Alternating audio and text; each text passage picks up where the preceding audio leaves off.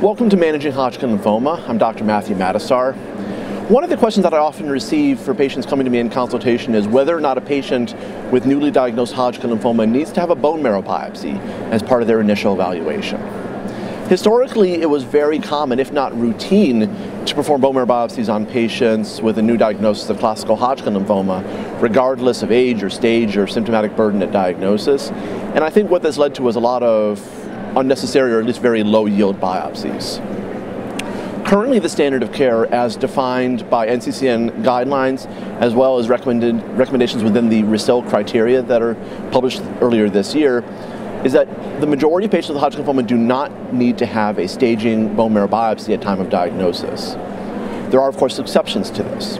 And the patients who we do believe benefit from a bone marrow evaluation prior to initiation of first-line therapy are those who have B symptoms at diagnosis, and those who have focal or diffuse uptake in the bone marrow on FDG-PET at baseline.